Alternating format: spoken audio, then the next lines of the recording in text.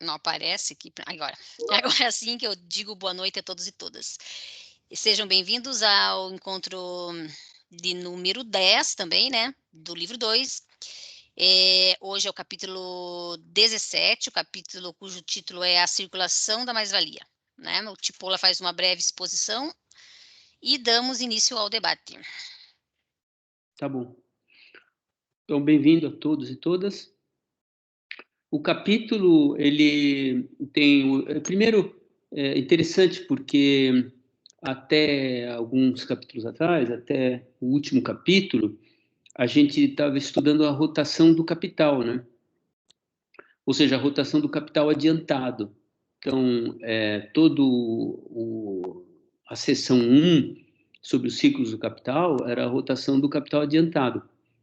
Toda a seção 2, com exceção do capítulo sobre a rotação do capital variável,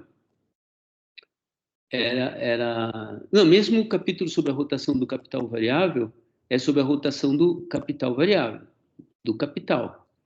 Só que ali, como se calculava a taxa de mais-valia, obviamente nessa rotação do capital variável se levava em conta a mais-valia produzida. Então, note que aparentemente nós temos uma sequência lógica da apresentação, porque agora o Marx trata dos problemas relativos à circulação da mais-valia.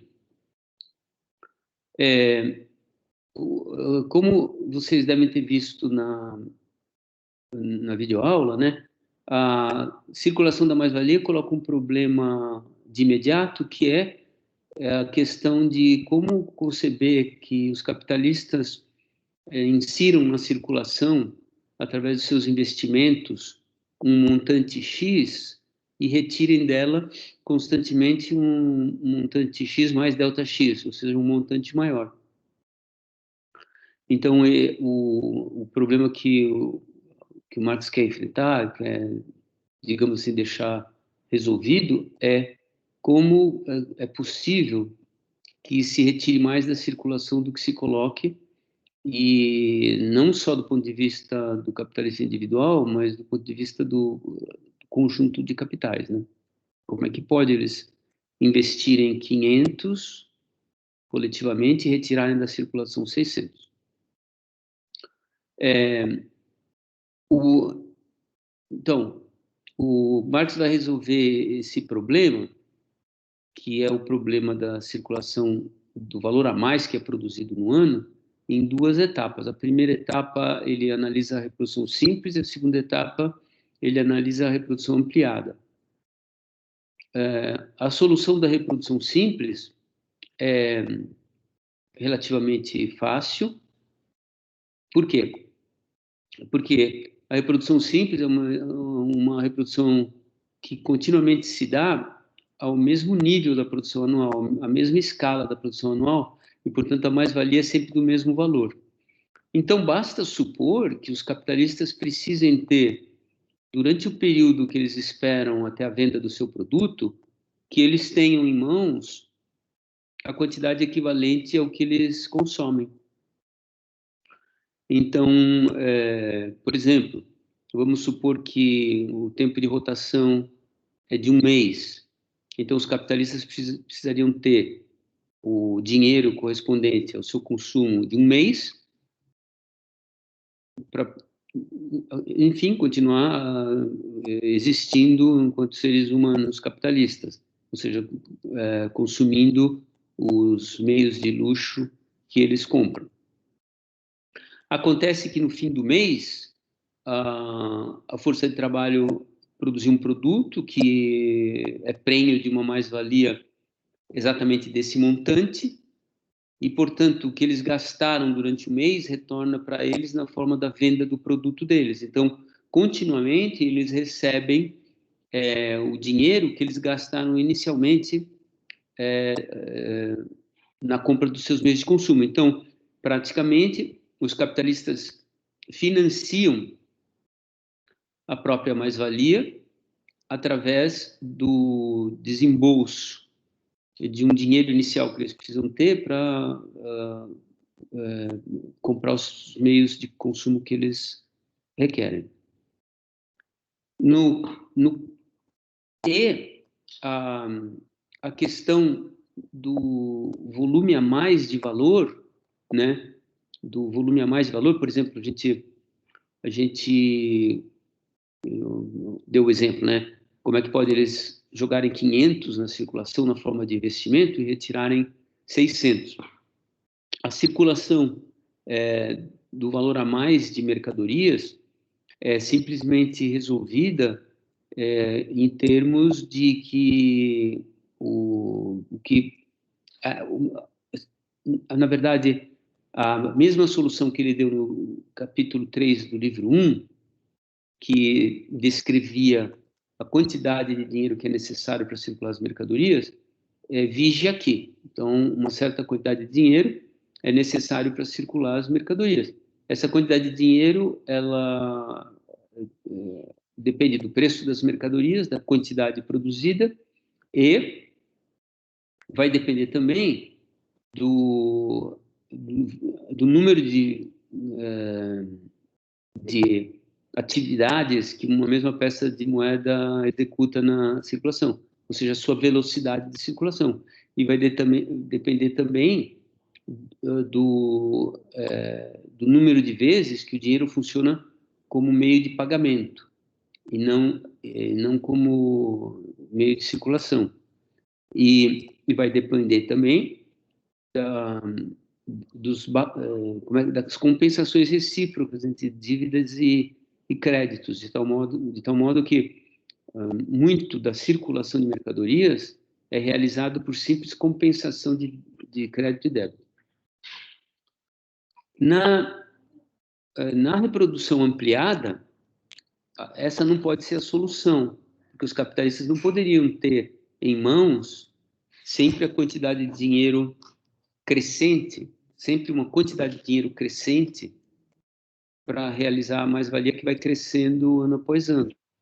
Então, na reprodução ampliada, que por definição é um crescimento do capital aplicado na economia e, portanto, o crescimento da massa de mais-valia produzida, não dá para imaginar que eles tenham já em mãos, desde o começo dos tempos, o dinheiro necessário para a realização futura dessa mais-valia crescente. Então, a solução do problema passa a ser a maior eficiência de circulação do dinheiro. Então, a maior velocidade de circulação do dinheiro, a eficiência que o sistema de crédito impõe ao dinheiro na forma de compensações, e tudo se resolve, enfim, da mesma forma que se resolve o problema da quantidade de dinheiro para circular as mercadorias, tal como descrito no capítulo 3 do livro 1. Ou seja, uma dada quantidade de mercadorias para circular, precisa uma certa quantidade de dinheiro. Essa quantidade de dinheiro ativo na circulação e na forma de tesouros tem que ser suficiente para circular essas mercadorias. E ela será suficiente se a quantidade crescente de mercadorias a serem circuladas é circulada através de uma aceleração da velocidade de circulação do dinheiro ou através de um aumento das compensações recíprocas e assim por diante. Então, o Marx dá cabo dessa questão, uma relativa falsa questão de como se faz a circulação da mais-valia. Depois tem o problema... Aliás, uma coisa importante, todo o raciocínio desse capítulo é realizado com base no approach assim,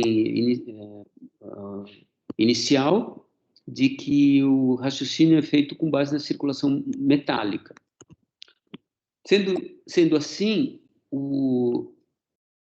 a parte da circulação metálica que é gasta pela circulação ela tem que ser reposta na forma da produção de ouro adicional. Se ela não puder ser compensada pela maior velocidade de circulação e por compensações recíprocas de débitos e créditos, ela deve ser realizada pela maior produção de ouro, né? No caso em que isso fosse necessário para repor a quantidade desgastada.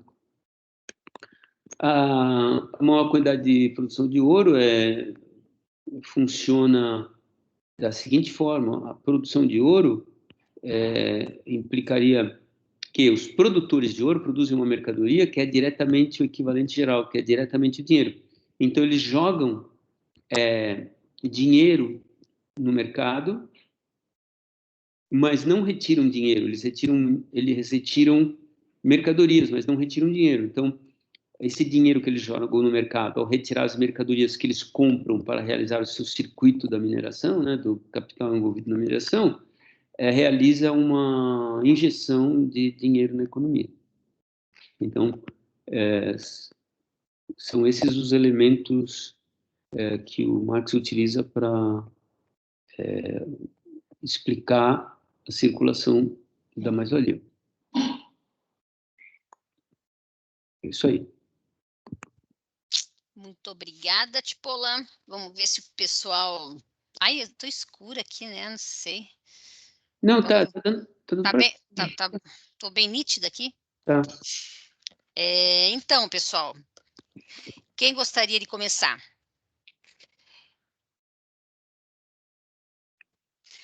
Tipola, enquanto ninguém pergunta, assim, esse capítulo, ele não trata, assim, da rotação, né? A rotação é um elemento, assim, não é o fundamental do capítulo, né? Não, de fato, não é mesmo.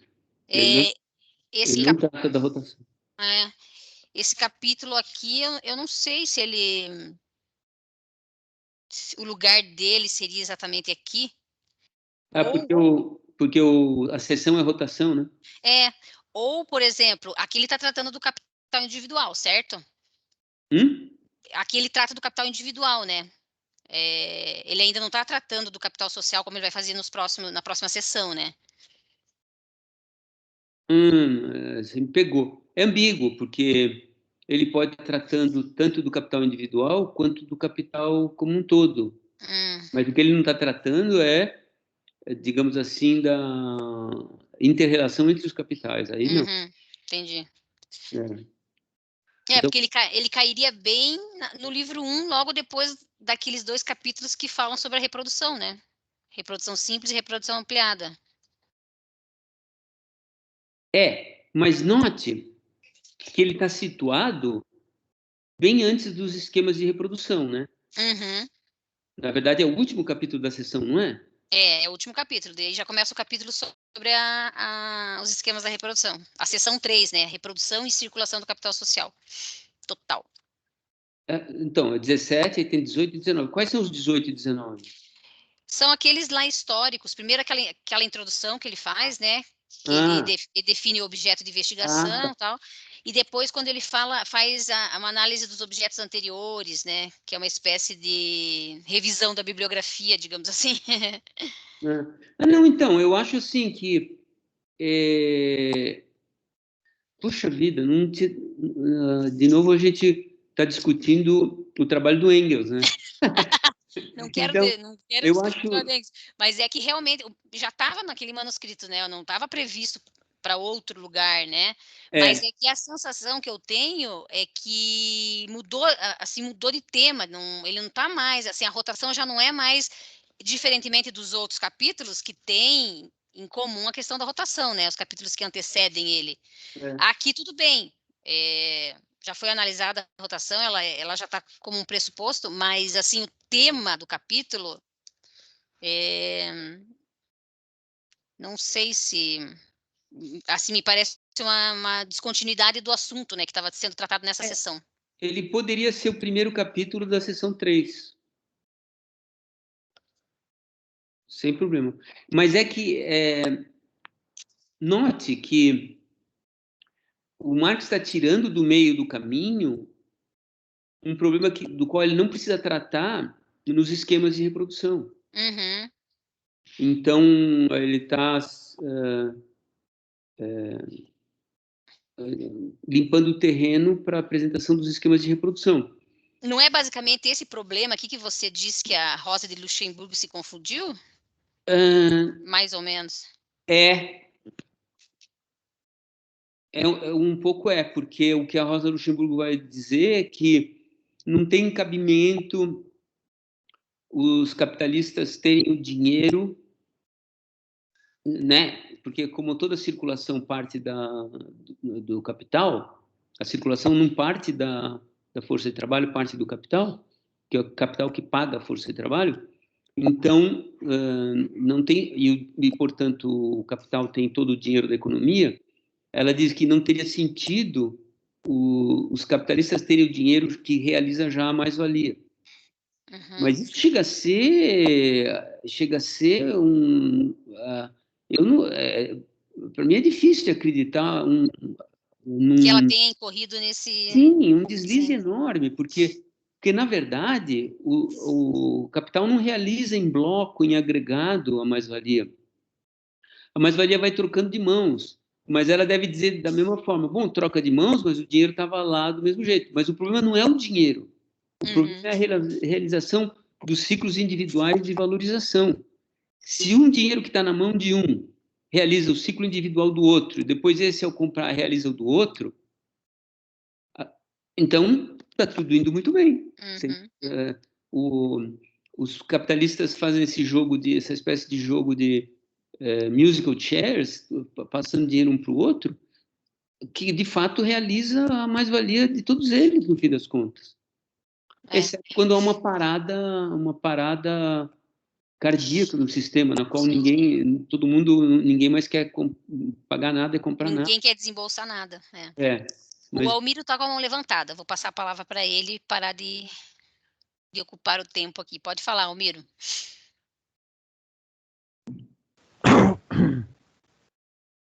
Desculpa, boa noite. Bom, acho que também não queria interromper o raciocínio aí. Acho que estava muito bom, muito esclarecedor.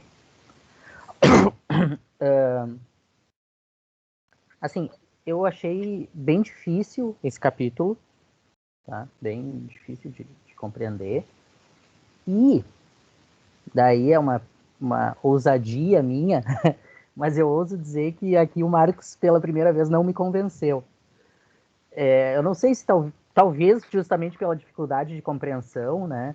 Mas principalmente quando ele fala ali na reprodução ampliada, né? Parece que ele tenta fazer na reprodução ampliada também uma dança das cadeiras. E aí não responde à questão, né? Como ampliar a reprodução? Apenas dançando as cadeiras não dá. Com crédito não dá. Com títulos de crédito não dá. Me parece que... E aí a minha dificuldade, talvez fosse... Porque ele fala que ele elenca 3 coisas, né? Depósitos bancários, títulos públicos e ações. Mas tudo bem, a gente está na questão das danças da cadeira, mas e da onde que vem, né, a acumulação, desculpa, a ampliação? Ampliação do quê?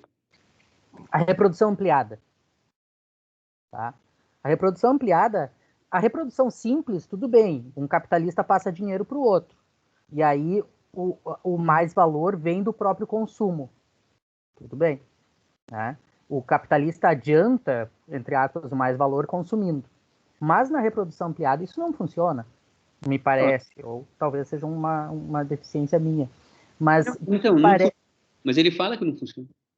Pois é, e aí parece que faltou a explicação, entendeu? Eu não consegui entender, porque não dá para também depreender que seja apenas de depósitos bancários, de crédito, de títulos públicos ou de ações. Sei. E aí, o que me parece, né? Me parece que está na própria ideia na própria ideia de produção da mercadoria. Quando se produz a mercadoria, se gera valor, se gera mais valor. E aí esse valor é que vai ampliando, não sei. É uma tentativa de interpretação que eu fiz. Por que eu fiz essa tentativa? Porque a leitura não me convenceu. Então, talvez seja uma deficiência minha. E aí eu, não sei, além de compartilhar essa minha deficiência, queria talvez uma explicação melhor, porque crédito, depósito bancário, ações, títulos públicos, isso não Almiro, gera, né? eu não sei se eu entendi a tua dúvida, mas, Tipola, a gente lá no livro 1, a gente vai ver na próxima semana justamente os capítulos sobre a reprodução simples e a reprodução ampliada. Então, não sei se é aí que está a tua dúvida, não sei. No sentido de o que é e como se dá a reprodução ampliada, é isso? Você tem clareza assim, do que é a reprodução ampliada? Pode ser que aí seja a minha dificuldade. Talvez explicar um pouquinho, tipo, o que é a reprodução ampliada, né? O fato, né, da acumulação da mais-valia, enfim. Mas antes de... Só um pouquinho que eu vou fechar o micro aqui. Tá. Antes de fazê-lo, deixa eu me dirigir ao Almiro aqui para dizer uma coisa.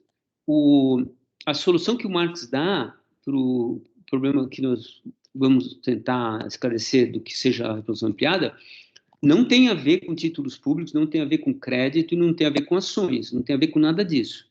Tem a ver somente com a quantidade de dinheiro necessária para circular uma quantidade de mercadorias cada vez maior na economia. Só com isso. Então, não tem crédito ainda, não tem Estado, não tem dívida pública, portanto, e também não tendo crédito, não tem o sistema de sociedade anônima por ações, que é uma forma de crédito social. Então, esses assuntos e mecanismos não estão presentes na solução. O que está presente na solução é o capítulo 3 do livro 1, onde o Marx analisa a quantidade de dinheiro necessária para circular as mercadorias. E a quantidade de dinheiro necessária para circular as mercadorias é assim: D, digamos, quantidade de dinheiro, ou o QD, Q subscrito D, quantidade de dinheiro, é igual ao preço das mercadorias multiplicado pela quantidade delas, dividido pela velocidade de circulação do dinheiro. Essa aqui é a fórmula. E né? Então, uma quantidade crescente de mercadorias, de valor a ser circulado, preço vezes quantidade, pode ser realizada por uma mesma quantidade de dinheiro, desde que aumente a velocidade de circulação. Ou desde que essa quantidade de mercadorias a circular, preço vezes quantidade total produzida, circule com base em títulos de compra e venda que se compensem no sistema de crédito. Então, por exemplo, no numerador, a gente teria que, por exemplo, se a gente tivesse uma quantidade, 20% da quantidade total produzida, P, vezes a quantidade produzida, do valor total produzido, se a gente tivesse 20% que circula através de compensação de créditos e débitos, então a gente teria que diminuir no numerador 20% do produto nacional, porque esses 20% são circulados sem dinheiro nenhum, por simples crédito e débito. Então, é a eficiência do sistema circulatório, no qual influi muito a presença do sistema bancário, é que o Marx está levando em conta para explicar a circulação de uma quantidade continuamente crescente de dinheiro. Ele, no caso da circulação, da reprodução ampliada, ele inclui a possibilidade da necessidade de produção de dinheiro adicional, já que ele está falando do dinheiro metálico. Se esses processos de maior eficiência do dinheiro existente não são suficientes, maior produção metálica é necessária. Isso quando, digamos assim, quando a produção metálica não é mais diretamente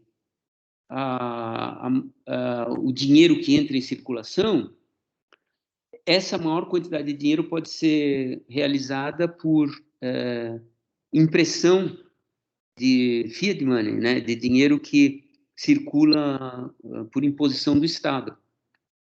Mas aí entra um problema da possível desvalorização desse dinheiro em relação à massa de dinheiro metálico do qual ele deveria ser o representante. Mas isso é um outro problema que diz respeito à inflação e tal, que nós não vamos entrar aqui. Então, é isso. Agora,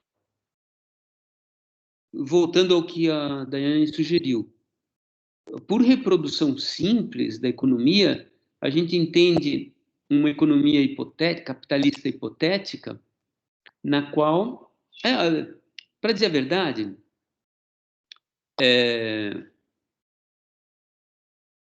se vocês imaginarem uma sociedades pretéritas, por exemplo, sociedades tribais, né?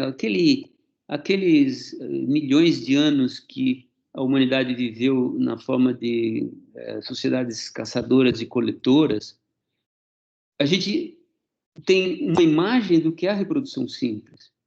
Dia após dia, se produz a alimentação e os materiais de caça necessários para que aquelas populações possam realizar a sua produção de coleta e caça no dia seguinte, e assim por diante. Então, essa é uma espécie de representação da reprodução simples, só alterada, eventualmente, pelo crescimento populacional.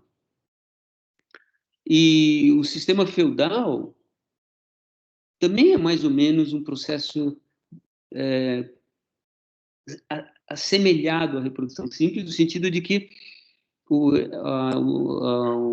excedente produzido pelos servos era um excedente que supria as necessidades de consumo da classe feudal, mas também supria as necessidades de manutenção, digamos, de estradas, castelos, etc. Ou seja, era um trabalho de manutenção das condições de reprodução. Isso só para dar uma ideia do que é a reprodução simples. O que seria a reprodução simples no capitalismo? Reprodução simples do capitalismo é uma contradição em termos. Por quê? Porque se o capital é aquilo que a gente viu anteriormente na primeira seção desse livro, que é valor em contínua valorização, e esse é o motivo de existência do capital, como é que a gente pode imaginar o capitalismo em reprodução simples, um sistema no qual ele não se expande? A gente já discutiu isso aqui um pouco. Essa é uma das virtudes do tratamento que o Marx dá ao seu desenvolvimento teórico. É justamente através dessa análise de uma situação hipotética explicitar, de fato, qual é a engrenagem da reprodução ampliada. Então, esse é que é o ponto. A reprodução simples, que parece uma contradição em termos com a reprodução ampliada, na verdade, é fundamental para entender a reprodução ampliada. Então, o que é a reprodução simples? A reprodução simples é um sistema hipotético no qual o capitalismo não se desenvolveria. Todo o sobreproduto, o produto excedente, existiria na forma de meios de consumo da classe capitalista. E o resto do produto seria uma quantidade de produto necessário para o consumo dos trabalhadores e uma quantidade de produto necessário para a reposição do capital constante consumido, ou seja, matérias-primas, os equipamentos depreciados durante o ano e assim por diante. Então, o sistema fica mais ou menos como um carro derrapando na lama, sempre no mesmo lugar, mas em movimento, um movimento rotatório. Ele não retrocede porque os capitalistas não consomem o capital deles, mas não avançam porque os capitalistas não empregam a mais-valia para aumentar o seu capital. Então, ele fica sempre no mesmo. Por que isso é fundamental? Porque a reprodução ampliada é a ruptura com essa hipótese. É a transformação de uma parte do produto excedente em capital adicional. Mas isso implica uma ruptura. Por quê? Porque para que haja acumulação é preciso que uma parte do produto excedente seja produzida na forma de mais meios de consumo para mais trabalhadores e mais meios de produção para acumulação de capital fixo e circulante. Então, uma parte do setor que produz meios de luxo tem que se reduzir, porque os capitalistas agora estão repartindo a mais-valia deles entre consumo próprio, individual, e acumulação de capital. Então, agora a gente tem um sistema que tem mais ou menos de tudo. Tem consumo capitalista, consumo dos trabalhadores, reprodução do capital constante consumido, aumento do capital constante total e aumento do capital variável total.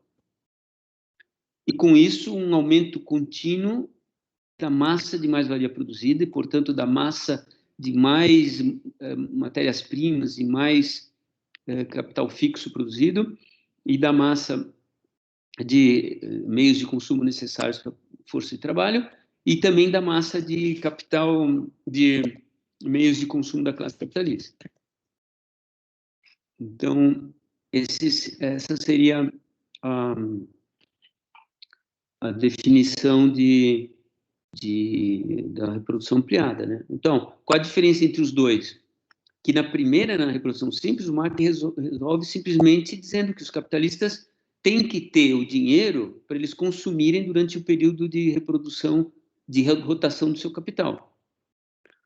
Uma vez atingida a rotação, o dinheiro que eles jogaram volta na forma de venda do produto que tem a mais-valia, que é exatamente igual ao consumo que eles realizaram.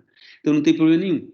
Depois ele dissolve essa solução quando vai explicar como se resolve o problema do aumento contínuo da massa de mais-valia. Ele vai dizer, o aumento contínuo da massa de mais-valia não é um problema. O que é o problema é como explicar o aumento contínuo da massa de produtos a circular. Porque o problema não é circular mais-valia, é circular um volume de produto continuamente crescente, dentro do qual tem mais-valia, mas a mais-valia é parte do valor do produto anual. Então, o problema é circular a massa de produtos anuais. Ele está corretíssimo.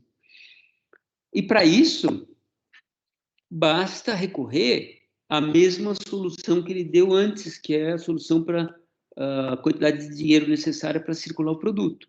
Só que tem que haver algumas modificações, porque como o produto está aumentando, quais são essas modificações? Tem que aumentar a velocidade, tem que aumentar a eficiência da circulação do dinheiro, tal como ela advém da função de meio de pagamento. Com a função de meio de pagamento do dinheiro, por exemplo, você compra, mas não paga. O outro compra, mas não paga. O outro compra, mas não paga. Tudo isso cai no banco como dívidas que podem ser compensadas e, portanto, muito menos dinheiro é necessário. Por exemplo, vocês notaram que ninguém mais usa dinheiro, né? Não se usa mais dinheiro. Quando houve a pandemia, que se voltou a usar dinheiro, porque o pessoal tinha que sacar, o governo teve que ampliar a base monetária. Teve que ampliar a edição de notas de 100, para os bancos poderem emitir os créditos de auxílio emergencial. Ou seja, a economia não podia dar um salto desse tipo sem ser auxiliada por uma maior velocidade de circulação e nem por maior eficiência do balanço de créditos e débitos. Por quê? Porque o pessoal estava sacando dinheiro e comprando com dinheiro. Então, não tinha aumento de velocidade nem aumento de eficiência baseado na compensação. Então, esse é um exemplo de que ilustra o problema. Então, não sei se ficou mais claro agora. Não, ficou sim. Ficou sim.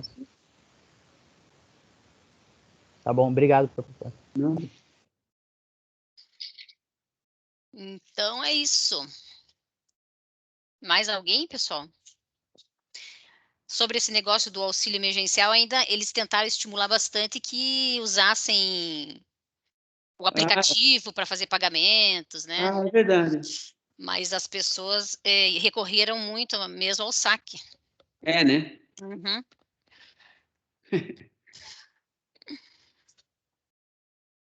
Faz sentido, né? Vai que depois os pagamentos não funcionem. É. Não dá conta.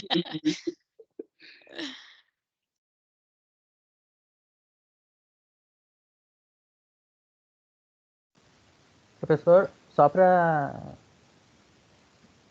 dizer da onde que eu tirei essa questão dos depósitos bancários, títulos públicos e ações, né? Já no final ali, na penúltima página, o Marx faz de novo a pergunta, né? Como faz, portanto, a classe capitalista para acumular dinheiro? E aí pula um parágrafo e diz: considerando-se a questão tal como ela se verifica na realidade, o capital monetário latente acumulado para seu uso posterior consiste em depósitos bancários, títulos públicos e ações. Tá. Né? Então, Na mas penúltima página. percebe que é um problema diferente? Aí ele está falando da acumulação de fundos monetários. Isso corresponde,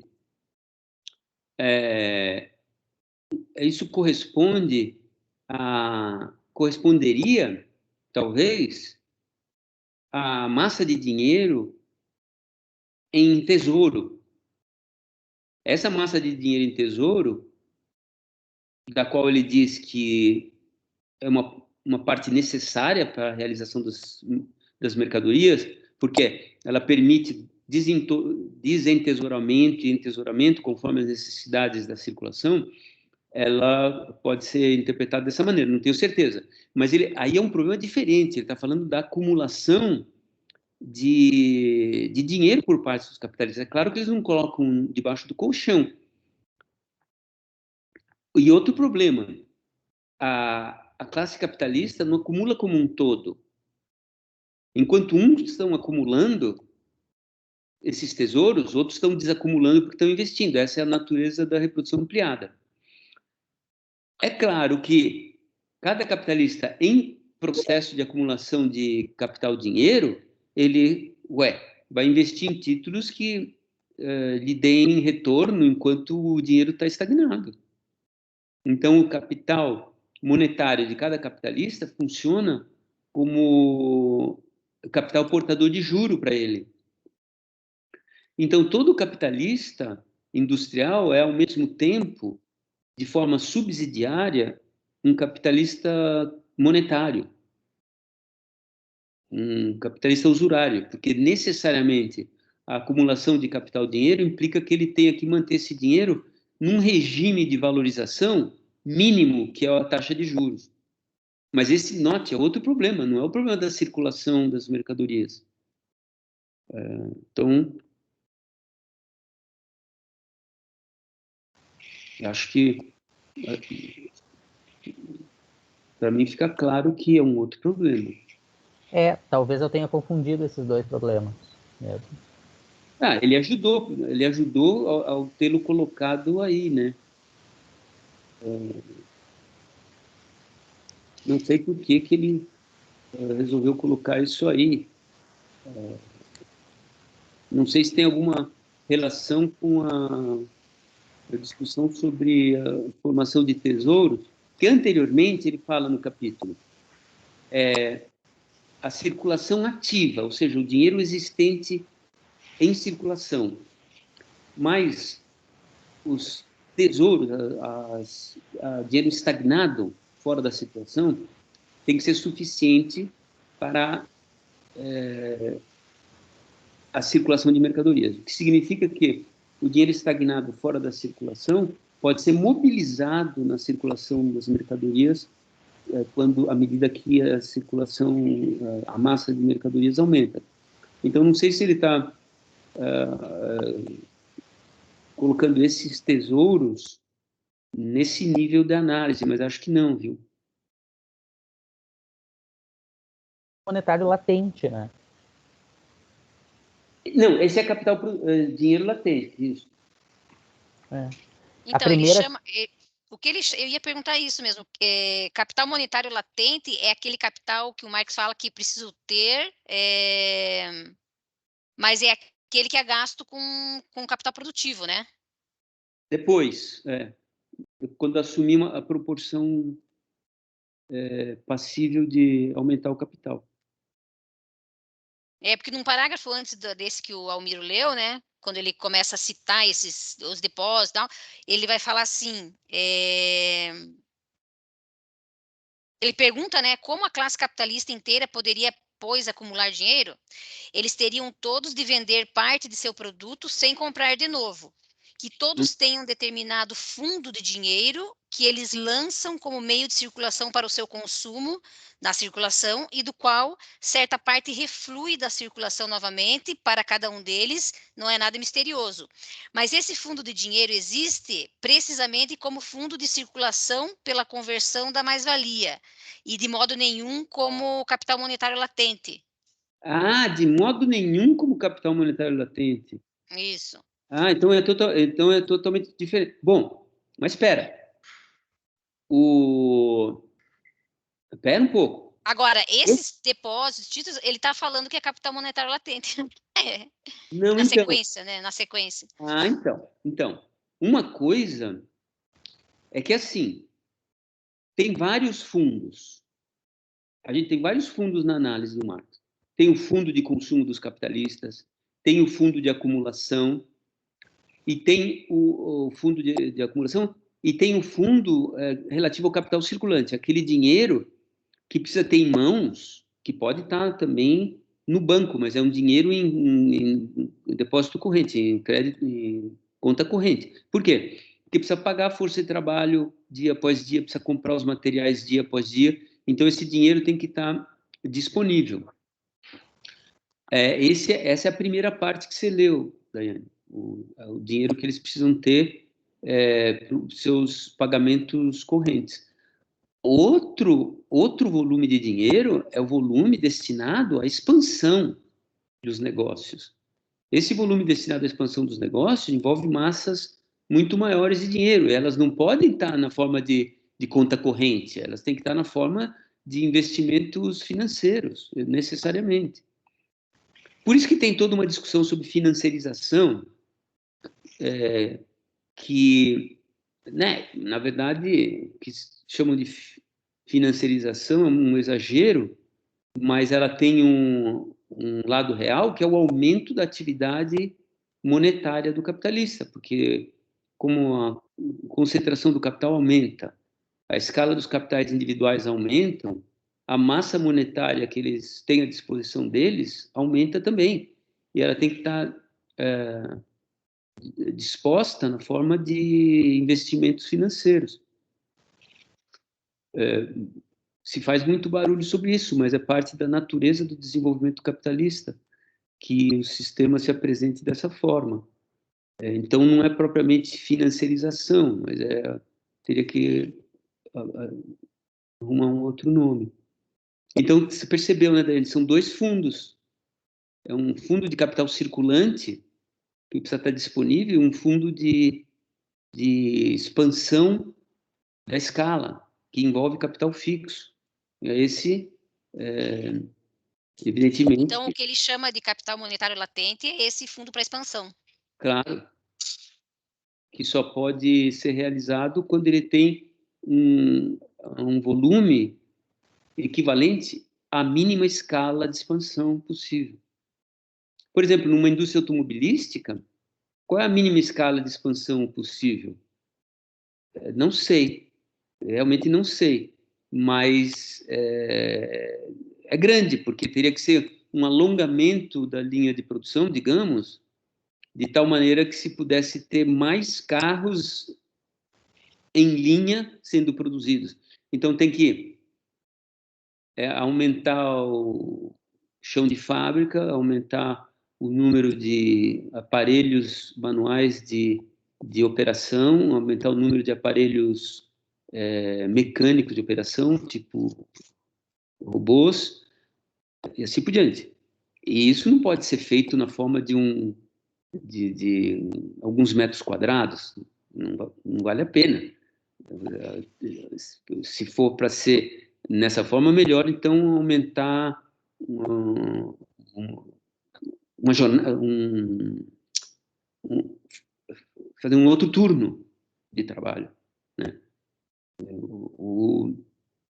Ou pagar hora extra, ou dar banco de horas. Quando a indústria nessa escala aumentam a escala, é para valer. Às vezes até em outro país, né?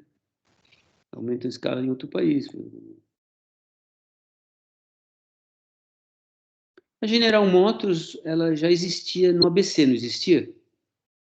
E ela foi, não sei se ela se deslocou, a Ford foi para Camaçari, mas ela continua existindo no ABC, eu acho. Ela não fechou no ABC. Então, note que a abertura dela em Camaçari é praticamente uma duplicação da frota de produção. Então, aquilo... Claro que a acumulação de capital monetário dela se dá a nível mundial, né? Agora, eu não sei se é a nível mundial que se dá a repartição desse fundo, ou se é a nível nacional. Se o capital da Ford a nível nacional é que acumula o dinheiro necessário para a expansão aqui e tal. Provavelmente não, né?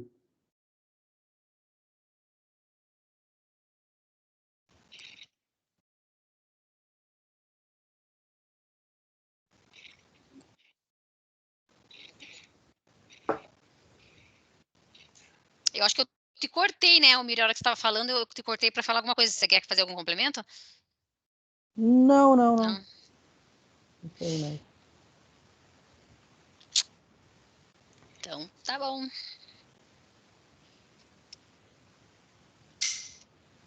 pessoal deve ter achado difícil o capítulo.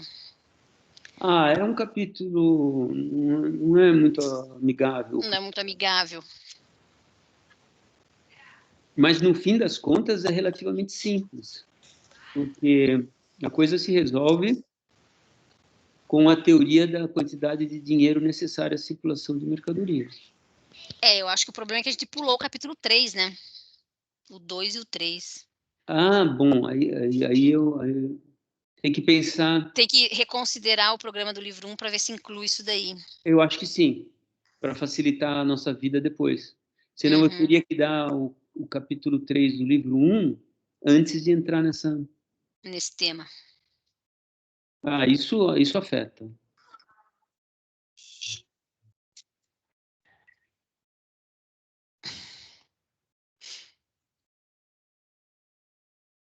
O pessoal de Minas Gerais não vai falar hoje?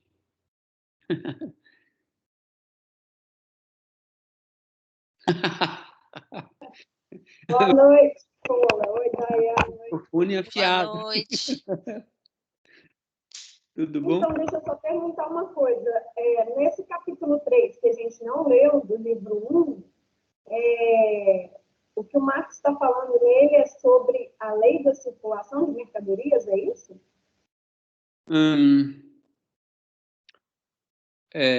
Tem vários itens o capítulo 3, eu acho.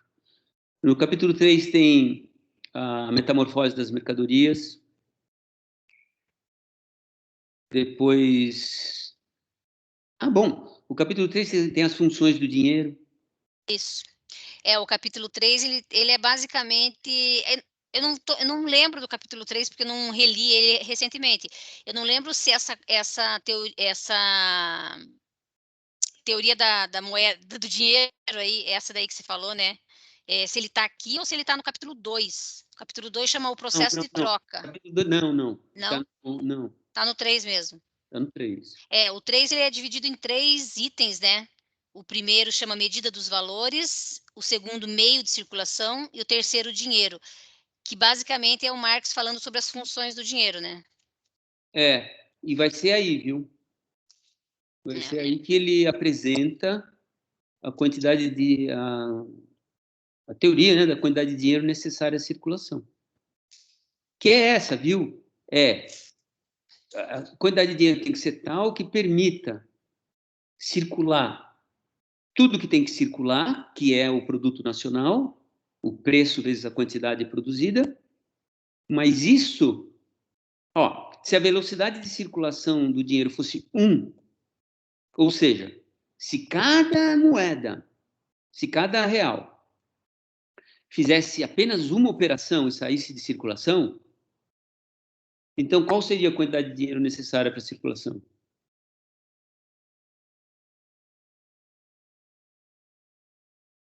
Seria igual ao produto nacional. Igual ao produto nacional. É igual ao número total. Quem está falando? Acho que foi o Roque. Não, teria que ser igual ao número. É igual ao número da mercadoria. Vezes o preço. Isso mesmo. O que me chama a atenção no capítulo 3, que vocês estão discutindo, que nós estamos discutindo aqui, é exatamente esse aspecto do entesouramento. Quer dizer, a mercadoria você circula, o dinheiro circula, né, para fazer a troca da mercadoria, só que a mercadoria ela acaba sendo consumida, ela morre. Mas o dinheiro continua existindo, ele continua entesourado, porque ele não deixa de existir, a não ser uma pequena porcentagem. Na verdade, ele não fica entesourado. Por quê? Porque a mercadoria... lembra da metamorfose da mercadoria? O Marx analisa assim, o fulano vende a mercadoria 1 para obter o dinheiro para comprar a mercadoria 2. E quem vendeu a mercadoria 2 vendeu para ter dinheiro para comprar a mercadoria 3. Então, você tem razão, o dinheiro se mantém, se sustenta na circulação o tempo todo, as mercadorias vão caindo, mas elas têm que ser repostas porque elas estão na circulação porque são parte da necessidade social. Então, não é que as mercadorias evaporam como asteroides que caem na Terra, assim, desaparecem. Elas são continuamente repostas pelas necessidades sociais, né? Então, você tem razão nos dois pontos que você falou. As mercadorias desaparecem, mas não há esse entesouramento. Quando há um entesouramento, né, o Marx diz, o entesouramento, nesse caso, a venda e a retirada do dinheiro da circulação digamos assim, a forma mais elementar de crise na qual a gente possa se aferrar, que é a ideia de que a retirada do dinheiro da circulação impede a venda por parte do produtor da mercadoria 2. O produtor da mercadoria 1 vende, retira o dinheiro, o produtor da mercadoria 2 não pode vender, e assim sucessivamente todos que estão na linha de sequência. Mas isso implica uma série de outras coisas que nós não podemos discutir aqui. Inclusive, apenas o 3º capítulo do livro 1. Mas esse também não é o ponto. O ponto é que, então, você tinha razão, Roque. Se a velocidade de circulação é 1, então a quantidade de dinheiro necessária para circular um produto de 13 trilhões de dólares seria 13 trilhões de dólares. Mas a quantidade de dinheiro para circular 13 trilhões de dólares nos Estados Unidos talvez seja... Tem que ver lá qual é a base monetária. Talvez seja $1 bilhão. Por quê? Porque cada peça de dólar faz inúmeras circulações. Você vai com $5, compra um hambúrguer, o cara da hamburgueria com $5 compra Coca-Cola, o produtor da Coca-Cola com $5 compra a matéria-prima da Coca-Cola e assim sucessivamente, dentro de um mesmo ano produtivo, de tal maneira que aqueles $5 realizou 10, 20, 50 realizou 50 metamorfoses das mercadorias, 50 vendas e compras.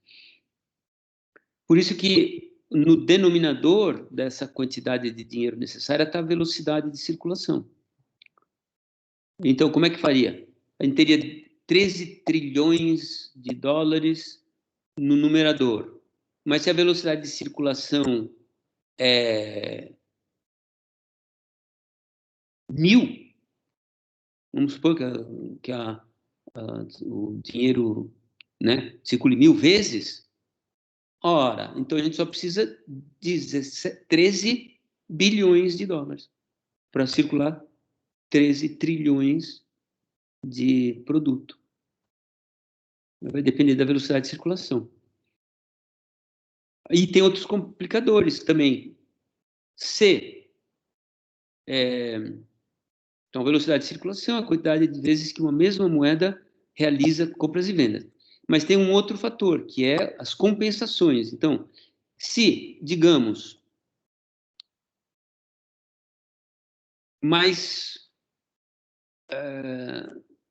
vamos chutar uma coisa alta, 10 bilhões de mercadorias são realizadas, são circuladas na forma de compensação, então sobrou só 3 bilhões de dinheiro necessário para circular. Com 3 bilhões, a gente circularia 13 trilhões, por quê? 10 bilhões circulam na forma de compensação de créditos e débitos, e a velocidade de circulação sendo 1.000, permite com que apenas 3 bilhões de dinheiro fossem necessários. Então, tem esses... por isso que isso facilita na compreensão da solução que o Marx dá para reprodução ampliada. Qual que fica o problema? O problema não é mais a circulação da mais-valia, que aparentemente, né, seria o problema. O problema é a circulação de uma massa de mercadorias crescentes. Essa massa de mercadorias crescente, a essa massa de mercadorias crescente, tem que corresponder um aumento da produção de dinheiro, de material metálico, ou um aumento da velocidade, ou um aumento das compensações entre credores e devedores. Coisa que se realiza dentro do sistema bancário, né?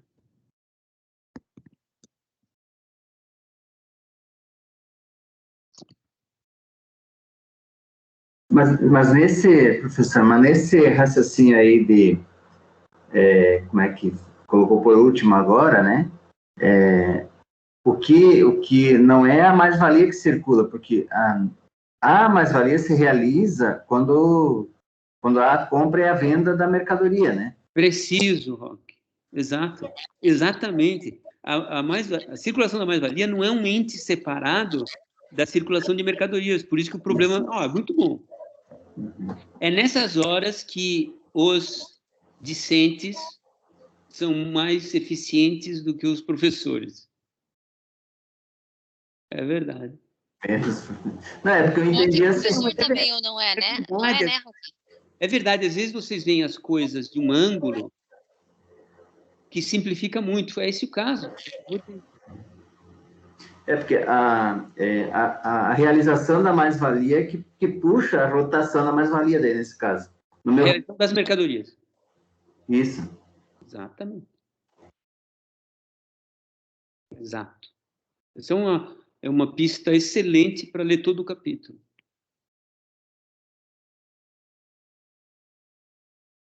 Beleza?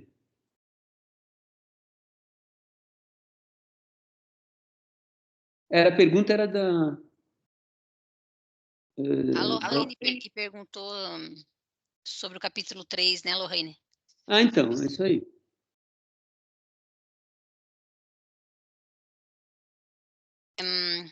O Marco está com a mão levantada. Pode falar, Marco. Boa noite, professor Tipola. Boa noite, professora Daiane, os colegas. Estou meditando aqui se essas questões justificariam as crises de 29 e de 2008. A de 29 por conta das commodities, ou seja, vai comprando commodity e chega uma hora que não tem mais. Pelo menos essa explicação que não chega, né? Pelo menos a explicação que me chegou foi essa. Que vai comprando commodity, chega uma hora que não tem commodity para vender, e aí um vendeu para o outro sem ter o produto materializado, e a coisa degringola, né? E em 2008, o que me chegou foi que você teve as crises das hipotecas, que as pessoas colocam suas casas em hipotecas para poder aumentar poder de compra, não conseguem pagar as hipotecas, os bancos que detêm as casas não conseguem vender as casas hipotecadas, e aí esse dinheiro que em princípio deveria estar guardado está investido, não pode ser resgatado imediatamente. Me deu um nó aqui, fiquei sem entender, e estou meditando a partir de tudo isso que foi dito por vocês. Fiquei na dúvida. Tá. Bom, eu estou planejando um curso de extensão sobre teoria da crise no Marx. Nem a Daiane sabia disso, mas eu tive Opa, olhando, porque eu vou ser aluna nesse daí, eu então. estava olhando, faz tempo que eu trabalho com isso, e juntei já bastante material, inclusive coisas escritas minhas. Mas tudo está dependendo, sabe, Marco, exatamente de um estudo das 3 grandes depressões. A de 1873, a que começou em 1929 e a de agora. A que eu tenho mais clareza é a de agora. Então, nenhuma delas corresponde exatamente à tua descrição, tá? Especialmente a de 29, não me parece que corresponda à tua descrição, porque ela, pelo menos a causa imediata dela, que eu saiba, não foi compra de commodities, foi o financiamento da compra de ações. As ações, foi um momento de valorização das ações muito grande, e as ações funcionam assim: quanto mais dinheiro entra na bolsa, mais as ações aumentam. E mais a expectativa de lucro comprando ação aumenta. Bom, num certo momento, as pessoas começaram a comprar ações na margem.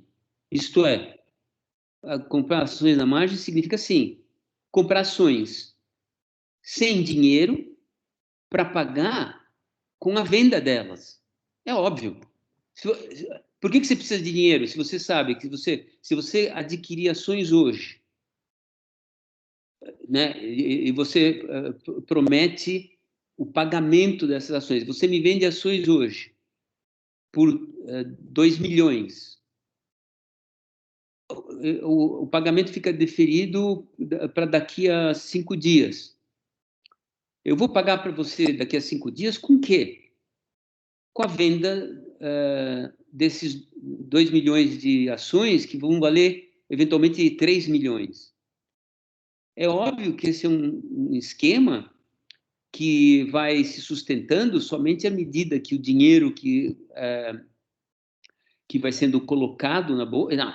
Aí, quando eu obtenho 3 bilhões, eu pago os teus 2 bilhões e tenho 1 bilhão a mais para investir, além do crédito que eu posso eventualmente obter na compra crédito. Então a coisa vai aumentando em bola de neve. Mas toda bola de neve se choca contra alguma rocha ou contra um fundo de vale. Não tem uma bola de neve eterna. No momento que esse processo, por algum fator, se exaure, ele destrói todos os créditos que foram realizados. Então, quando isso ocorreu, todo o sistema bancário que estava envolvido Lembrem que os bancos estavam envolvidos na compra de ações. Foi em 1933, com aquele Glass and Steel Act, que os americanos passaram uma lei que passou a impedir os bancos comerciais de comercializarem ações. Então, foi aí que o sistema bancário americano se dividiu entre bancos comerciais e bancos de investimento. Que aí nos traz para a crise, de 2008, 2009, na qual os bancos de investimento estavam até o pescoço com aqueles derivativos baseados em hipotecas.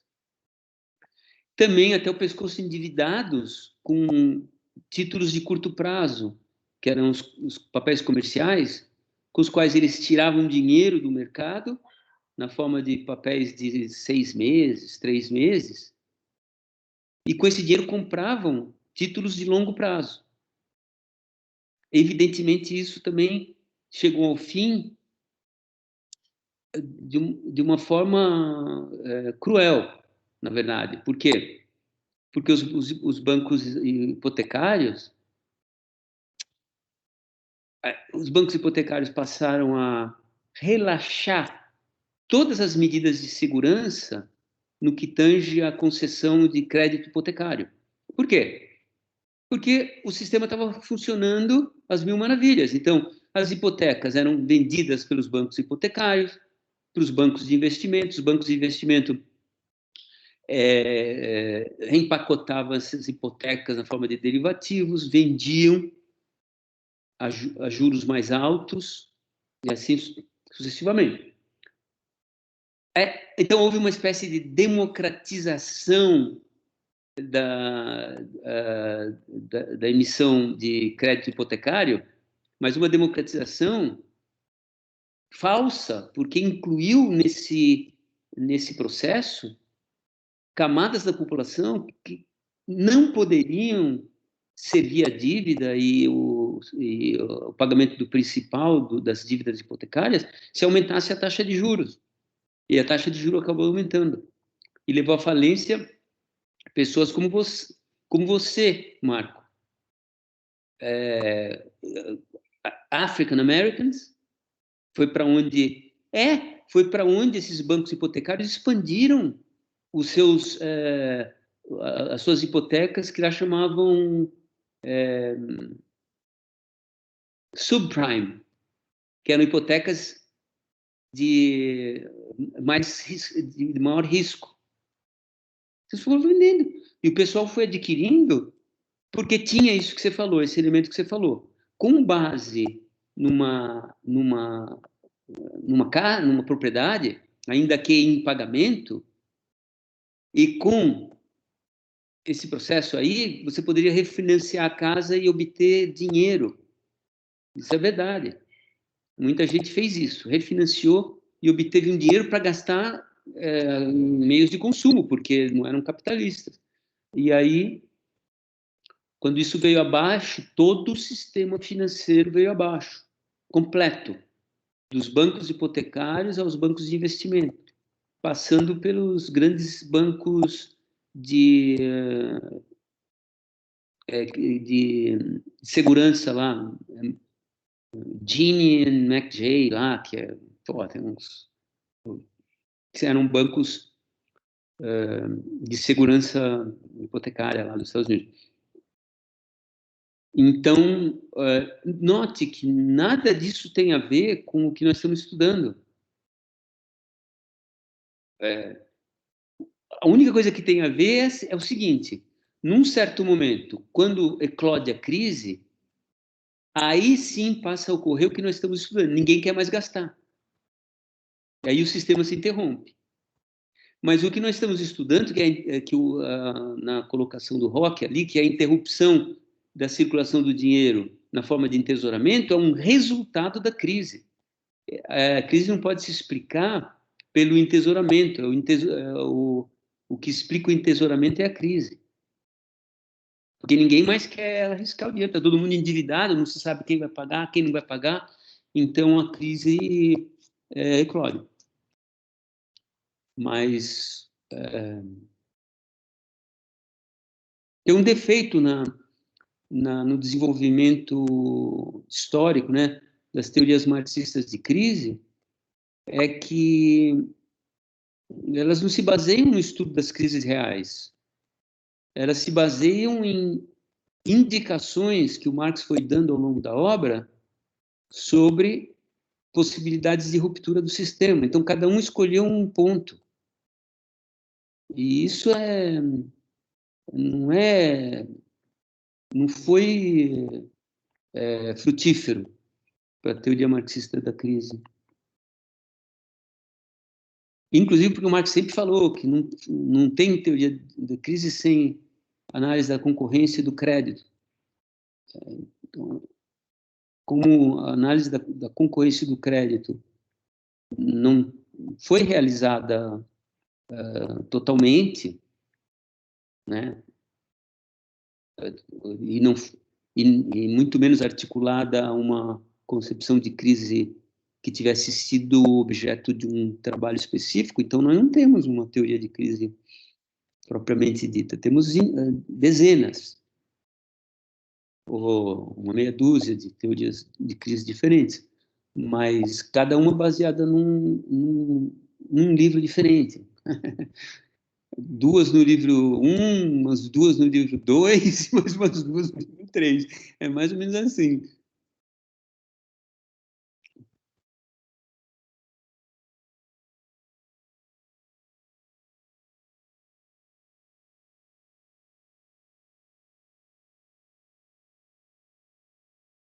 Então, Aurélio, o que você acha? O moço deu uma gorjeta e ela foi embora feliz, porque os filhos me abriu dela o universo aqui. gostam Porque... Só um pouquinho mais. Então ela foi embora feliz, só que assim, no meio do caminho ocorre uma fatalidade, que aí eu recomendo vocês lerem esse conto. Ai, arrasou. Você está falando com a gente? Não, eu não vou dar, mas sim. Tem alguém com o microfone aberto participando de alguma outra aula? Ou dando uma aula? Tá ótimo, viu? Mas já fechou, eu acho. A pessoa está tendo duas aulas ao mesmo tempo. Isso é maravilhoso. Só o Raí para conseguir fazer essas coisas. Desculpa, Daiane. Não, pode falar, Marco, desculpe. Interessante, eu estava ouvindo o que a Eliane estava falando. Senão eu vou atrapalhar. Ih, acho que é na tua casa, Marco. Ah, acho que é. Então não é ele que está tendo duas aulas, tá bom. Não, então faz um positivo aí se tá tudo bem e um negativo se você tem dúvida. Então, beleza, então. Tá bom. E o Raí, tá com sono já? Não, ele não está com sono e esse é o problema. Ele não quer dormir.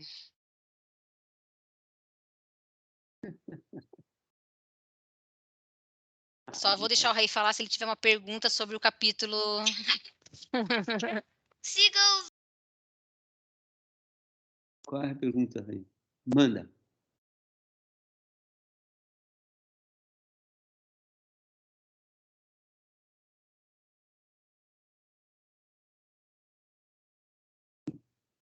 Então, pessoal,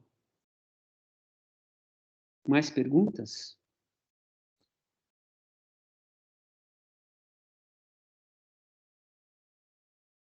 Na semana que vem nós vamos, especialmente dirigindo isso ao Almiro, na semana que vem nós vamos estudar especificamente a reprodução simples.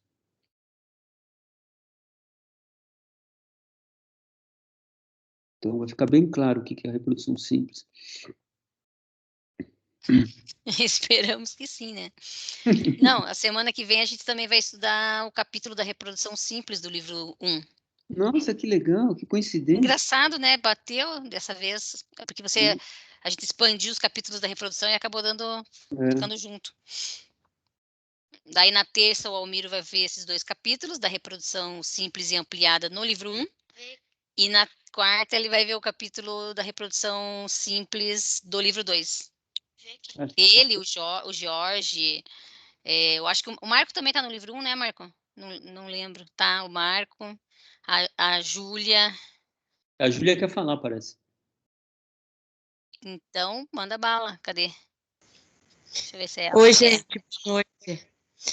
Não, então, na verdade, eu queria fazer uma pergunta, não é específica, assim, uma dúvida sobre o capítulo, mas como vocês comentaram, sobre uma interpretação diferente da Rosa Luxemburgo, sobre o que foi dito, assim, que foi trabalhado, né, aqui por Marx nesse capítulo, eu queria entender um pouco melhor essa diferença, eu não entendi, não sei nem se é pertinente, assim, para agora, né, mas também se vocês puderem me dar alguma dica onde que eu posso ler mais sobre isso na Rosa.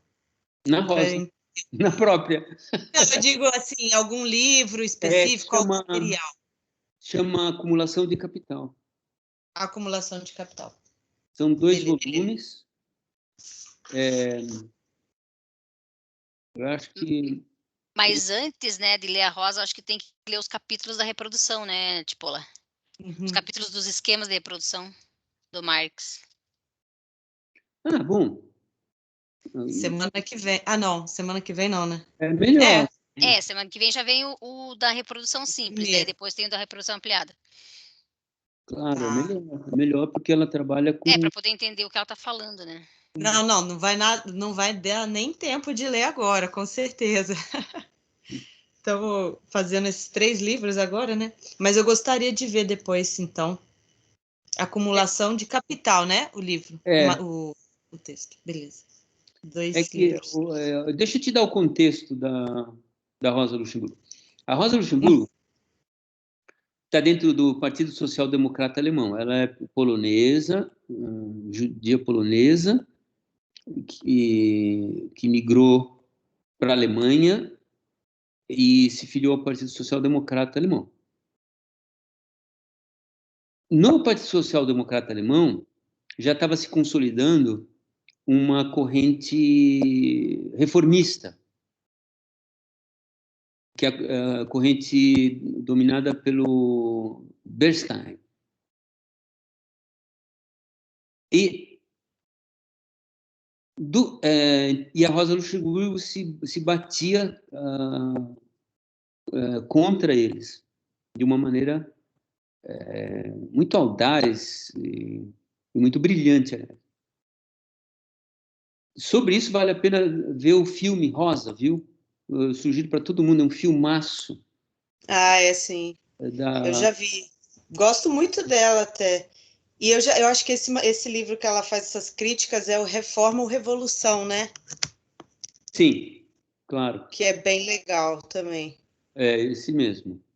E então ela se debate com esse pessoal que na verdade já achava, devido à forte votação que o Partido Social Democrata Alemão tinha, eles achavam que eles conseguiriam transitar do capitalismo para o socialismo de forma pacífica, sem revolução.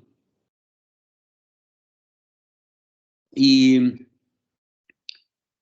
a Rosa Luxemburgo, por outro lado, via nos esquemas de reprodução do Marx, como o Marx estava interessado em mostrar como é que era possível que o capitalismo funcionasse com base em capitais que cuidam apenas do próprio nariz, e como é que é possível, com capitais que cada um cuida do próprio nariz, o sistema não entrasse continuamente em colapso.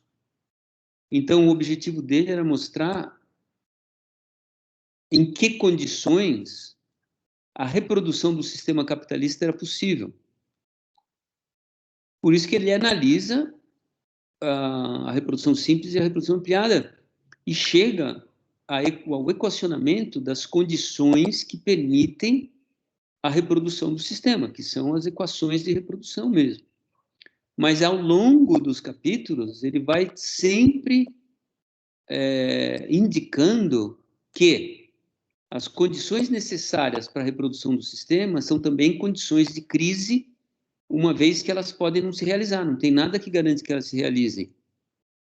Só mesmo através de crises, de interrupções, de turbulências, de de problemas desse tipo é que o equacionamento de crescimento entre os vários setores se dá. Então, o balanço da reprodução, né, a possibilidade de reprodução, ela existe, se efetua através de inúmeros desequilíbrios e crises aqui e ali. Então, essa é a natureza do trabalho dele. Mas ela se fixa no fato de que o Marx apresenta a condição de reprodução em balanço da economia. Então, o que ela pretende dizer é que se o sistema é capaz de se reproduzir em balanço indefinidamente, então o sistema é um sistema infinito. É como se fosse um mal sem cura. Por quê? Porque se ele é capaz de se reproduzir, se tem uma fórmula que garante a reprodução do sistema, e essa fórmula é realizada através de crises contínuas, então o sistema é um sistema que não morre. É como se fosse uma pessoa que, de crise em crise, vivesse eternamente. Então, o que ela faz? Aí ela se mete a criticar os esquemas de Marx, dizendo que eles não fazem sentido porque os capitalistas não podem ter o dinheiro para realizar a mais-valia, blá, blá, blá. É preciso que a mais-valia seja realizada por uma área não capitalista do outro lado do mundo. É preciso que aquela área não capitalista compre o produto equivalente à mais-valia para que os capitais da Inglaterra, por exemplo, dos países capitalistas centrais, possam realizar a mais-valia.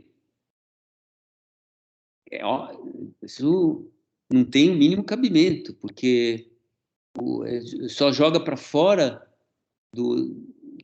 da ilha inglesa um problema que se transforma num problema de reprodução a nível mundial. Afinal de contas, lá naqueles outros países, quem vende também quem compra o sobreproduto da indústria inglesa também tem que vender para comprar. Então, tem um problema de reprodução lá também, Eles têm que ter uma origem do poder de compra lá para gastar na Inglaterra. E mais, não dá para imaginar que o sobreproduto tenha que ser realizado externamente, porque o sistema inglês tem que crescer ele também com base no produto produzido internamente na Inglaterra. Os ingleses têm que comprar dos ingleses as máquinas, equipamentos, matérias-primas eventualmente fora, mas... Então, bom, de qualquer modo ela pensava assim, o sistema só pode realizar a mais-valia que ele tem embutida nos produtos que ele produziu através da compra de um agente externo, de uma área externa. Certo? Muito bem. Quando essa área externa virasse capitalista, o sistema não teria mais uma área externa e entraria em colapso, porque não poderia mais realizar mais-valia. Então, com isso, ela quer mostrar para o Partido Social Democrata Alemão que o sistema é um sistema que é datado, ele tem um período de vida determinado, que é o período de desenvolvimento do capitalismo em todas as áreas do mundo. Chegado esse momento, ele não teria mais como se reproduzir. Vocês acham que nós chegamos nesse momento? Ou tem alguma área do globo que ainda pode se desenvolver capitalisticamente?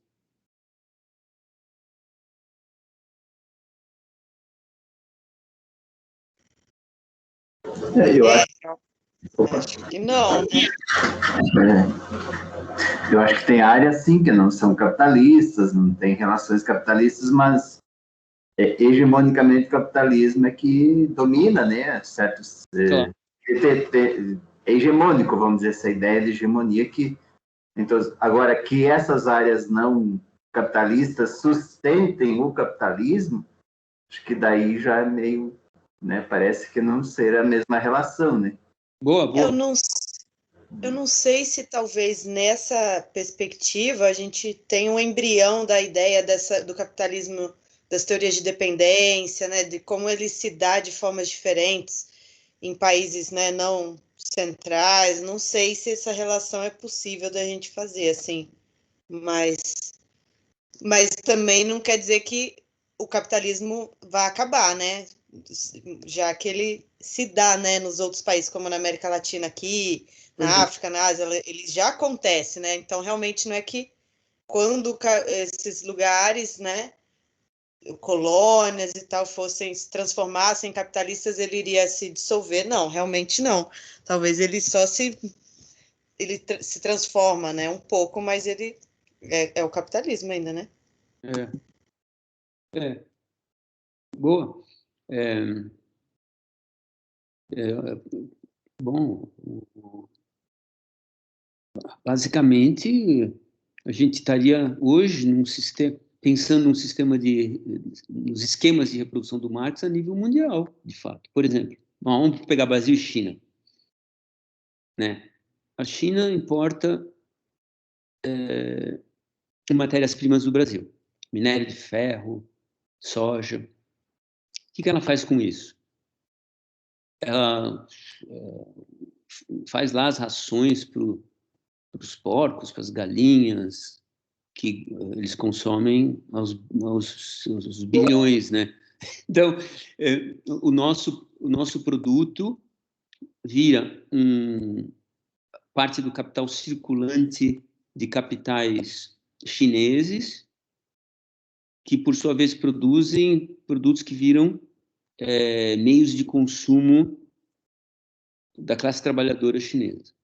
Então, vejam que nós estamos no bojo de um esquema de reprodução obviamente mundializado. Nós vendemos e com essas divisas, em parte compramos petróleo, máquinas, de produtores de máquinas, produtores de petróleo, ou seja, compramos capital constante, circulante, fixo. Então, todo o sistema mundial está mais ou menos engajado num esquema de reprodução em balanço, digamos assim, tal como descrito por Marx, por cima das fronteiras nacionais, né? Como disse o Roque, é claro que existem áreas de menor desenvolvimento, pré-capitalistas, talvez, mas não propriamente capitalistas ou de cultura familiar e tal. Existe isso na África, existe um pouco no Brasil, mas são fenômenos crescentemente secundários no sistema capitalista. Então, a gente está evoluindo para um esquema de reprodução totalmente mundializado. E essa mundialização tem aspectos que são até mais chocantes, mas nós não vamos entrar aqui neles agora. Por sua vez, a China produz produtos que entram como meios de consumo do mundo inteiro. Então, o departamento 2 do mundo inteiro, em boa parte, está concentrado na Ásia e na China, Tailândia, Malásia, tarará, onde se produzem os têxteis, se produzem muitas outras coisas que... Esse é o departamento 2? Oi? O que é o departamento 2? É o departamento produtor de meios de consumo dos trabalhadores, principalmente. Quem perguntou? Lorraine. Ah, tá. Então, quando você tem 2 departamentos só, a gente coloca dentro do departamento 2, que nós vamos ver na próxima quarta-feira, a gente coloca dentro do departamento 2 um composto de produtos de luxo e produtos necessários para os trabalhadores. Então, é um departamento de meios de consumo, tanto dos capitalistas quanto dos trabalhadores. quando a gente... depois, no capítulo, o Marx vai dividir os departamentos em 3 departamentos. Um produz meios de produção, o departamento 2 produz meios de consumo necessários, que são os meios de consumo que a classe trabalhadora consome, e o departamento 3 produz meios de consumo excedente, ou de luxo, que são os meios de consumo que a classe capitalista consome. E aí o esquema de reprodução fica, digamos assim, desglosado, né? Composto por 2 condições de balanço que nós vamos estudar. E assim por diante.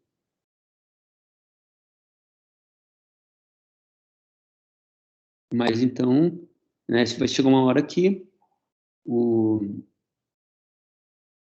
então a gente tem que eu não acredito na teoria do colapso. O que eu acredito é que, à medida que o sistema se desenvolve, e como nós vimos, a acumulação de capital monetário aumenta continuamente e a acumulação de capital fixo se reduz, evidentemente as crises financeiras aumentam, as crises bancárias aumentam. Por quê? Porque com mais capital monetário disponível, você tem que e menos investimento, acumulação real, você precisa ter necessariamente mais investimentos financeiros. Então aumentam as crises do tipo financeiro e tal. Então o que eu acredito é numa super crise, numa crise assim tipo Big Bang, que acabe com tudo de uma vez, mas isso não é colapso, é apenas uma crise. Se não tiver alguém que tome as fábricas nas suas próprias mãos, os locais de trabalho nas suas próprias mãos, que tome a iniciativa de continuar o sistema produtivo sem a classe capitalista, aí o sistema se restabelece das cinzas. Vai ruir e depois ele se restabelece, tipo, depois de uma guerra. Mas é uma crise que seria de 2008 a enésima potência. Nós vamos ter que assumir, tirar o cadeado das portas das fábricas e botar para funcionar. Mas aí não vai ter mais propriedade privada. Sinto muito. E não estou falando da propriedade privada onde vocês estão morando, hein, gente? Isso não tem nada a ver. Estou falando da propriedade privada dos meios de produção.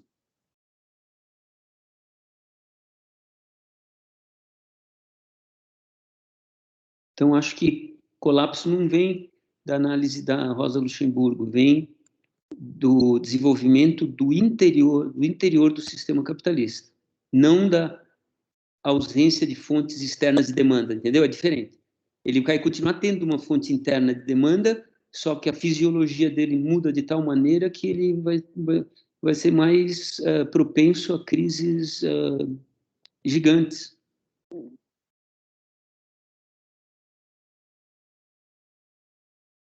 Há um crescimento da intervenção do Estado, o que vai começar a colocar, enfiar na cabeça das pessoas a necessidade do planejamento. Pode ser também um movimento de longo prazo,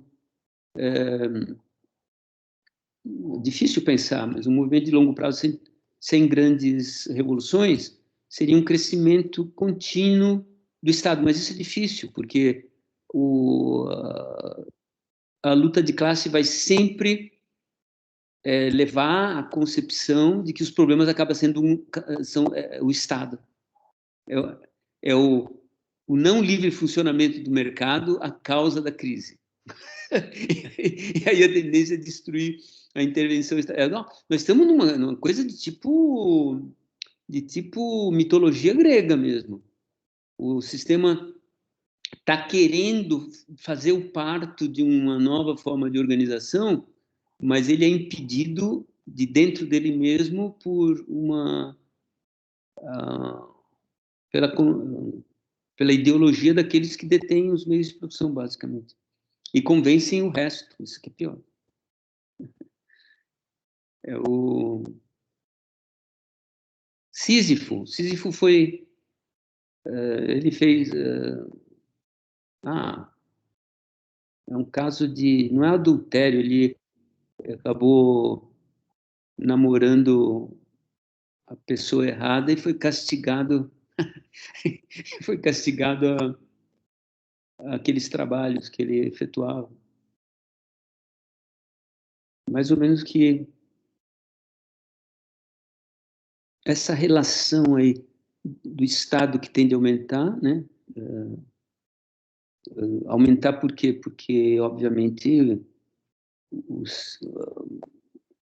um sistema que, baseado no mercado, que chega aos seus limites, exige cada vez mais a presença do antimercado. Mas o antimercado é visto pela classe dominante como a causa das crises. Então, há uma luta...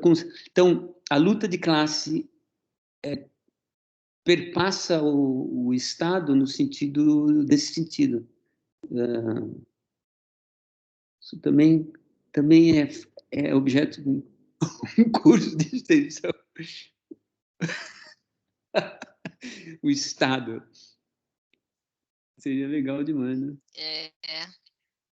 Segundo semestre, a gente vai preencher só com mini curso, pelo jeito. Nós vamos fazer que nem o Marcos, nós vamos deixar um monte de mini curso inacabado quando a gente morrer. Ai, que tristeza. Ai. Vai ser divertido.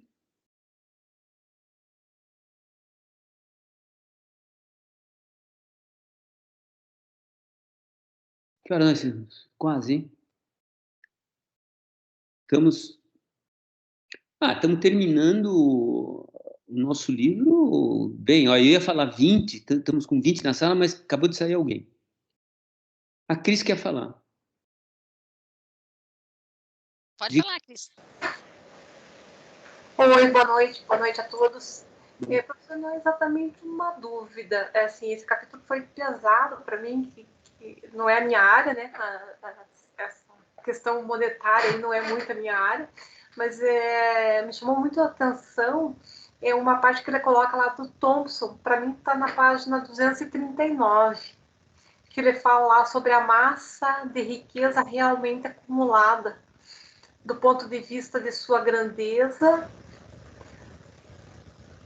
é tão insignificante se comparada com as forças produtivas da sociedade a que ela pertence, qualquer que seja seu nível de civilização. Isso na verdade, assim, não é exatamente uma dúvida, mas fiquei bastante intrigada, porque ele fala ali a massa de riqueza acumulada.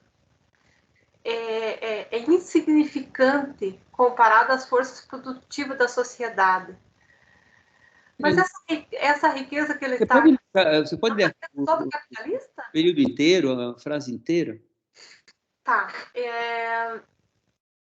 Na página 239, o meu é Os Economistas, né? O livro dos Economistas. E ele tem um parágrafo antes, que ele começa lá na página anterior, na 238, como assim, a forma mais simples em que esse capital monetário latente adicional pode apresentar-se é a de tesouro. É possível que esse tesouro seja ouro ou prata adicionais, obtido direta ou indiretamente no intercâmbio com os países que produzem metais nobres. E só desse modo cresce de maneira absoluta o tesouro monetário dentro de um país. Por outro lado, é possível, e essa é a maioria dos casos, que esse tesouro seja apenas dinheiro retirado da circulação interna, que na mão de capitalistas individuais assumiu a forma de tesouro.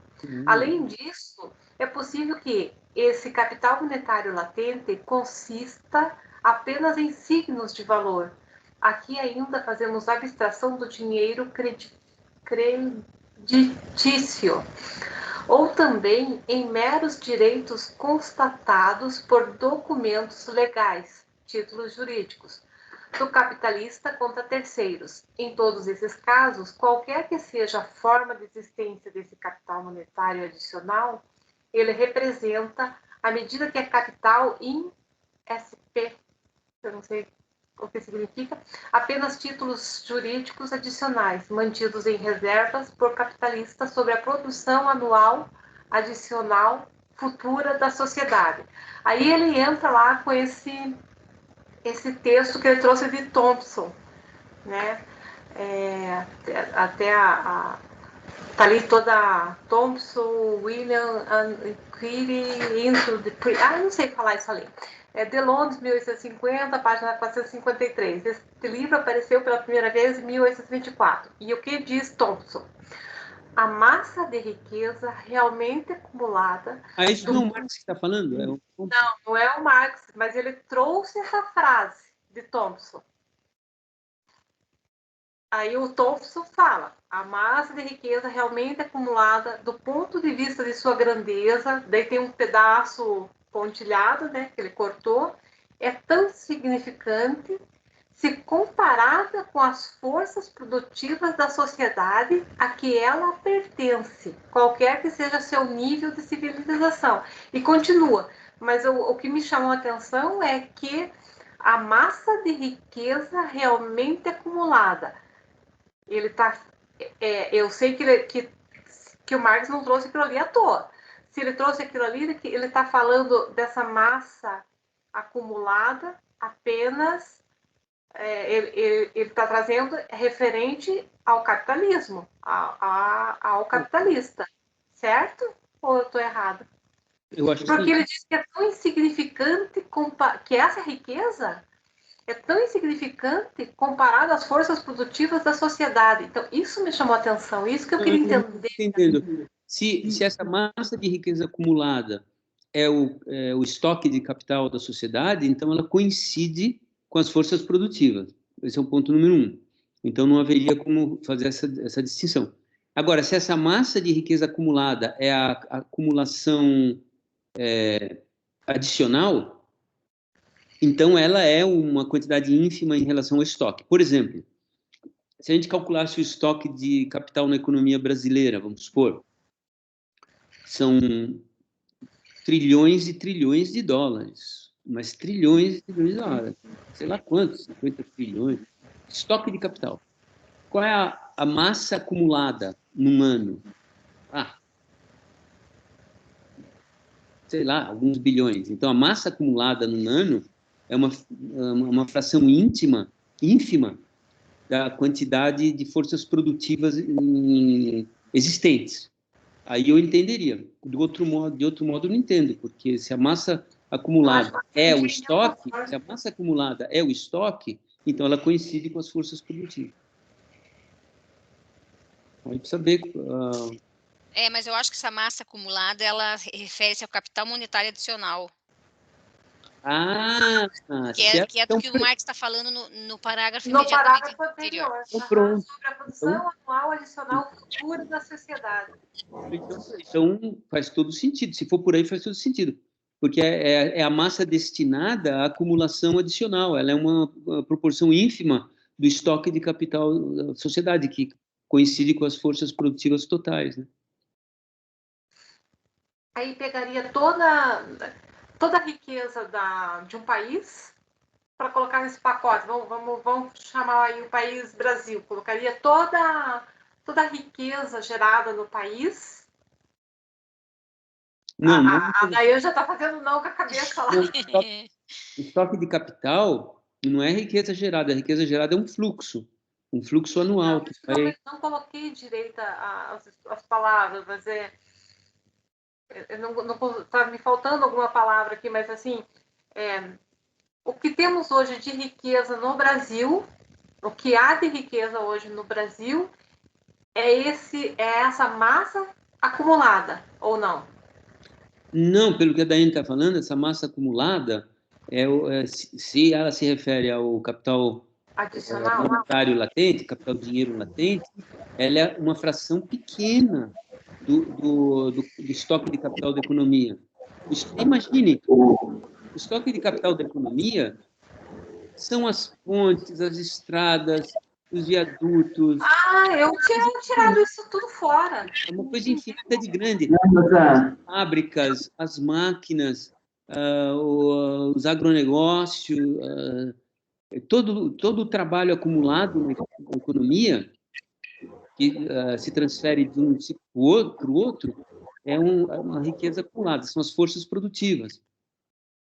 Em relação a elas, a acumulação de capital monetário, cujo objetivo é a transformação delas em capital adicional, é uma fração pequena.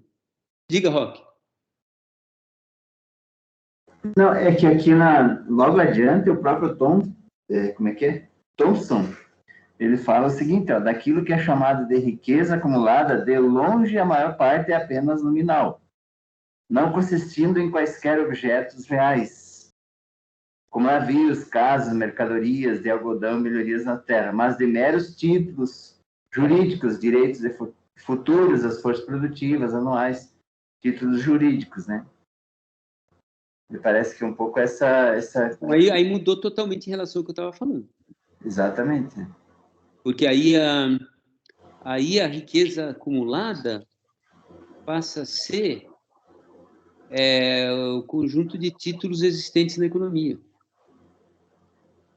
Que também dá mais ou menos no mesmo, viu? Porque se você pegar... É isso que eu ia falar.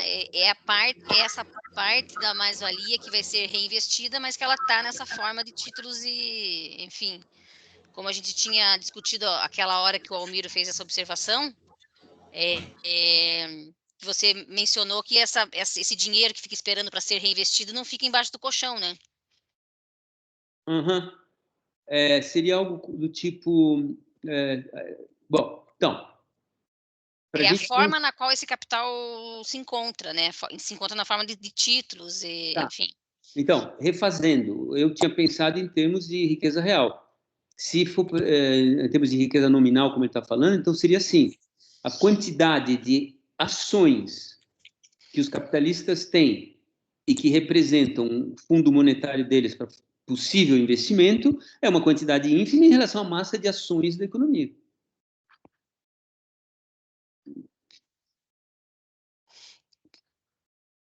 Que dá mais ou menos no mesmo, viu? Porque a massa de ações da economia, por sua vez, representa a massa de capital real existente. Então, é apenas o valor de mercado dos capitais. Então, mas é legal esse trabalho aqui de laboratório vivo de interpretação. Quem mais? Deixa eu só...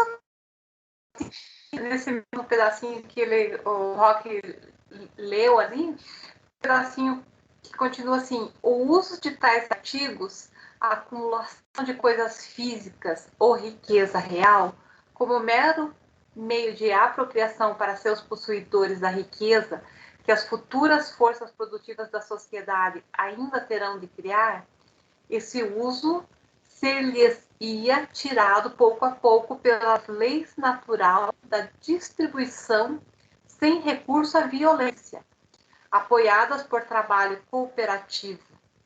Ele ser-lhe-ia tirado em poucos anos. Daí já acho né? Já acho que é uma interpretação específica do Thompson em relação, né, mas por que Marx colocou trabalho cooperativo? Tempo, né? Eu acho que até lá onde o Roque tinha lido, acho que já fechava a ideia. Marx tinha uns pensamentos meio estranhos. Eu acho que aqui tem a ver com aquela coisa que a gente sempre fala do livro 2 no formato inacabado, né? Veja o tamanho da citação, é uma citação enorme. Se você for rever o livro 1, você não encontra citações desse tamanho no livro 1. Quando tu faz uma tese que vai fazendo, depois tu vai picando, vai vendo... Isso! Então ele ainda ia trabalhar essa citação aqui, ó, eu acho. Alguma coisa chamou muita atenção dele aqui, que ele ia trabalhar. Tanto que depois tem um risco no final da citação, ele não está comentando essa citação. Né? Ele não está comentando essa citação. Então eu acho que isso daqui ainda foi copiado de forma bruta e ainda faltou ele fazer uma discussão sobre isso. Faltava aquele, né, tratado ali, aquela briga de foice que ele fez no primeiro livro, né? Que o primeiro livro você não vê realmente. Se fosse meu aluno com monografia, tirava 0, porque não ia deixar colocar uma citação desse tamanho. Já mandava tirar, já mandava. Obrigada pela dica, Daiane. Com as próprias palavras. Daiane, obrigada pela dica. De repente, é isso mesmo. Né? Já pensou como seria diferente, né? O volume totalmente reescrito por ele. Mas o Engels, coitado, ele teve que organizar o material de maneira a tornar minimamente coerente o que Marx deixou ali em existência. E o Marx falou que façam alguma coisa com isso aí, né? Quando ele viu que não ia conseguir, ele falou, ele deixou uma carta, acho, dizendo que com esse material deve ser feito alguma coisa. E o Engels fez. Ele juntou aí. Nós vamos ter que... Bom... Tem um professor que estuda a vida de Marx de uma forma diferente. Eu vi um vídeo dele, achei muito legal, que ele traz o Marx por uma outra perspectiva, né? Que Marx começou a viver a partir de um certo ponto, que Marx... Opa, desculpa aí. Que Marx tinha um filho fora do casamento. Então, a vida do Marx, a vida como ela é, né? Não só os escritos. Digamos, as fofocas da vida do Marx, mais ou menos isso. Mais ou menos isso.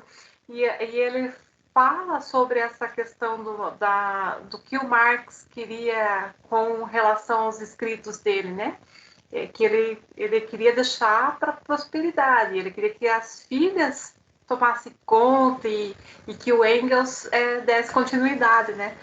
E Engels, por sua vez, porque foi bem num período de guerra que Engels ficou com esse material, ele escondeu esse material fora, em Amsterdã.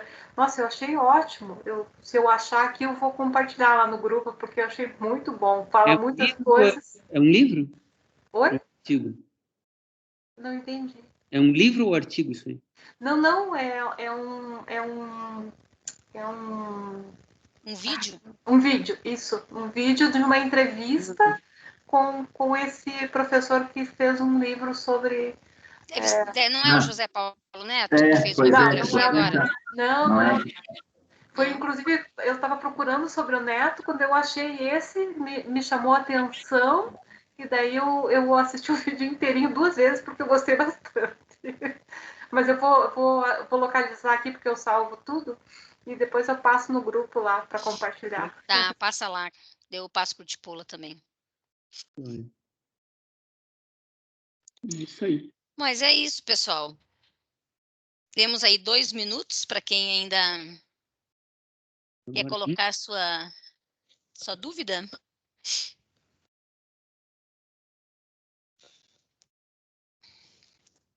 E temos aí mais 2 encontros pela frente, né? E se encerra nosso curso. Isso aí. Então é isso, pessoal. Já que ninguém tem mais nada a acrescentar, podemos nos despedir. Parece que tem uma caixa de Visconti aí, deve ser... O que é isso? Panetone? Ovo de Páscoa?